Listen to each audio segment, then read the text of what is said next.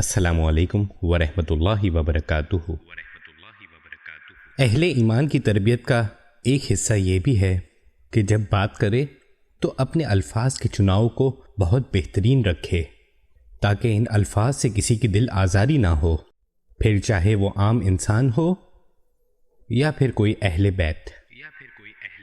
حال ہی میں دیکھا گیا کہ بہت معروف شخصیت مفتی طارق مسعود صاحب کا ایک کلپ انٹرنیٹ پر وائرل ہوا ہے، اور ساتھ ہی ایک تحریک بھی چل رہی ہے کہ اریسٹ مفتی طارق مسعود۔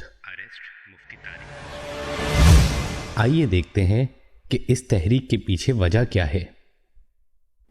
کچھ لوگ کہتے ہیں جہیز لینا لعنت نہیں ہے، اور آپ صلی اللہ علیہ وسلم نے اپنی بیٹی کو جہیز دیا تھا، آپ صلی اللہ علیہ وسلم نے اپنی بیٹی کو جہیز نہیں دیا تھا، حضرت علی نے پیسے دیے تھے۔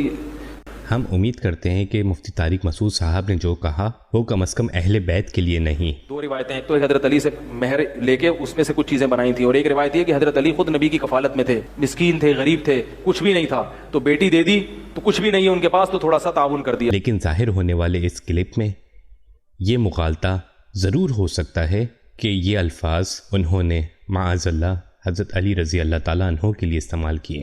تو آپ کا داماد اگر اتنا غریب ہے، کم بخت ڈبل بیڈ بھی نہیں خرید سکتا منحوس معذرت کے ساتھ، اور ڈنر سیٹ بھی نہیں خرید سکتا، واشنگ مشین بھی نہیں خرید سکتا، تو ایسے منحوس کو ہم اپنی طرف سے مفتی طارق مسعود صاحب کے اس بیان کی شدید مذمت کرتے ہیں، اور آپ سے بھی جاننا چاہیں گے کہ ایسی صورتحال میں مفتی طارق مسعود صاحب کے ساتھ کیا برتاؤ ہونا چاہیے۔ اپنی رائے سے ہمیں ضرور آگاہ کیجیے۔ السلام علیکم ورحمۃ اللہ وبرکاتہ۔